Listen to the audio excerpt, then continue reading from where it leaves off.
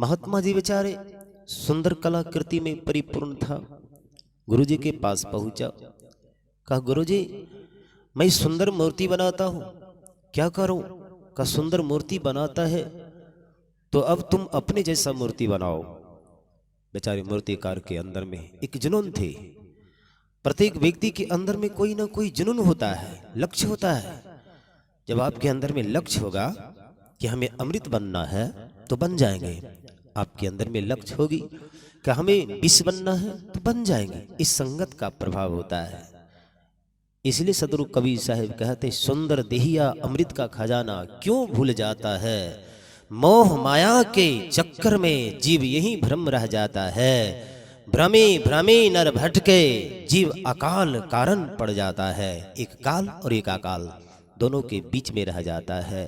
सदगुरु कबीर साहब कहते कि हे मानव, यही जीवन का अंधकार है। मूर्तिकार ने बेचारे 4 मूर्ति बनाया। गुरुदेव ने कहा 4 मूर्ति बनाया तो एक और बना ले तो 5 हो जाएगा। अब बेचारे 5 मूर्ति को बनाया कि मैं अब मृत्यु को भी जीत सकता हूं। भाव आया मन में। 4 मूर्ति उन्होंने बनाया। एक सुंदर सा बगीचा लगाया। ध्यान से सुन लेना, समझ लेना। ये पता नहीं है मृत्यु सत्य है, किसी का इंतजार नहीं करता। अब तो बेचारे मूर्तिकार ने एक सुंदर बगीचा लगाई थी। बगीचा में 4 मूर्ति को रख दिया। महात्मा जी ने कह दिया, देखो महात्मन, तू तो मेरा शिष्य है, कहना नहीं चाहिए, लेकिन तू मेरा अपना है, इसीलिए मैं तुझे कह देता हूं। मूर्तिकार ने गुरुजी से कहा, कहिए गुरुदेव क्या आदेश है? कहा बस कल संध्या 7 बजे तुम्हारी मृत्यु हो गई। अब तो बेचारे को बड़ा दुख हुआ। किसी को कह दिया जाए कि कल तुम्हारी मृत्यु होगी तो बेचारे आधा तो पहले ही मर जाएगा। जन्मत मरत जगत संसारा। अब बेचारे मन में सोचता है, करूं तो करूं क्या, मुझे मृत्यु को जीतना है। अब मृत्यु को जीतने की कला बेचारे उन्होंने सोच लिया कि चलो हम विहंगम में चलते हैं। अब बेचारे योग के द्वारा वो बगीचा में 4 मूर्ति वो था, एक मूर्ति वो स्वयं बन करके तैयार हो गया।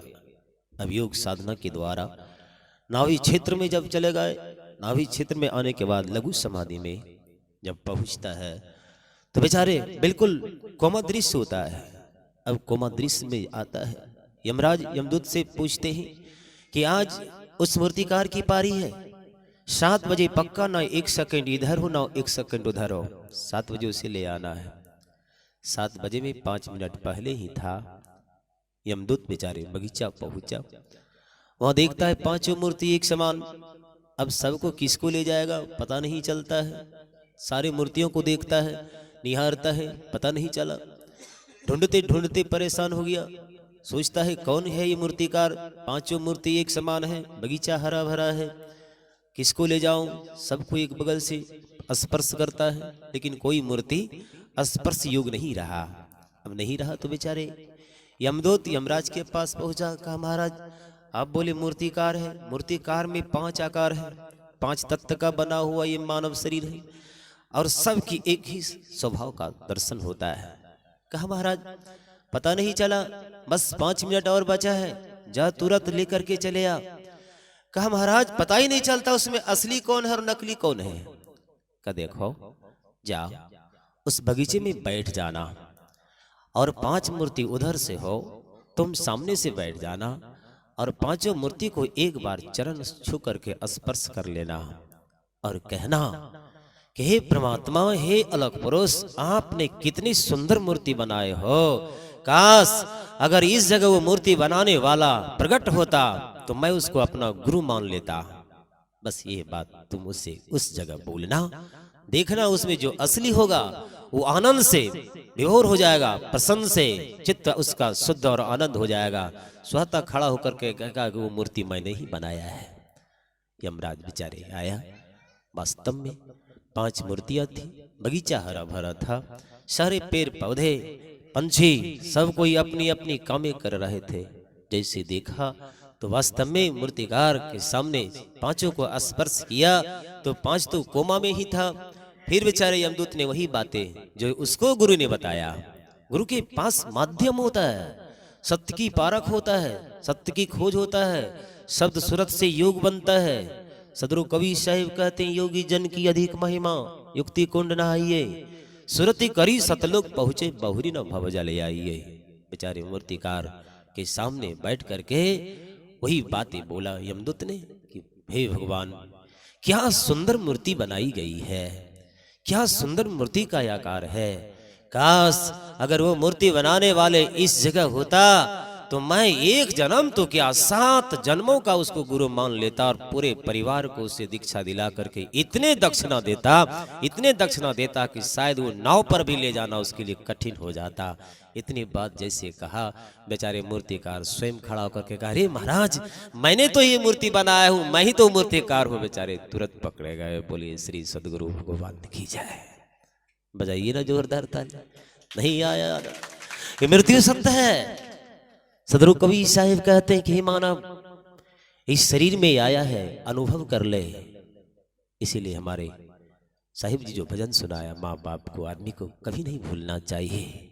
माता पिता वह भगवान है, जो भगवान संसार में जहां से भगवान आया, उस भगवान का भगवान तो ये माता पिता है।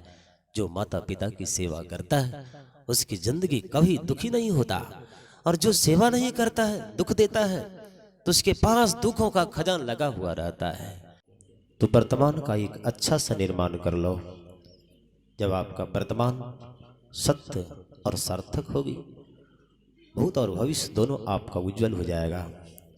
कबीर साहिब कहते हैं कि जिंदगी में अगर आप श्राद्ध करना चाहते हो तो जीते जी अपने माता पिता का सेवा कर ले। जीते जी अपने माता पिता का सेवा कर लेता है, समझिए उसके जीवन का 2 व्यक्ति का श्राद्ध होता है, एक करने वाले का और एक सेवा लेने वाला का। एक माँ का भी हो जाता है और एक पुत्र का भी हो जाता है। ये जीवन की सबसे बड़ी विशेषता है। सदगुरु कवि साहिब बीजक में दर्शाते, बीजक कहिए साख धन, धन का कहो संदेश, आतम धन ही ठौर है, वचन कबीर उपदेश। कबीर की वचन अमृत के समान है। जैसे आप किसी घर के कचरा बाहर करते हो, उसी प्रकार कबीर की वाणी सारे जीवन के कचरा को बाहर कर देता है। इसलिए सदगुरु कवि साहिब कहते हैं, मानव जीवन एक ममता का सागर है। इस जीव का उद्धार करने की कला इसी मानव जीवन में है। यह मानव जीवन योग है। इस शरीर के बाद जितने हैं सब भोग है, इसलिए भोग से बचिए, योग में आइए।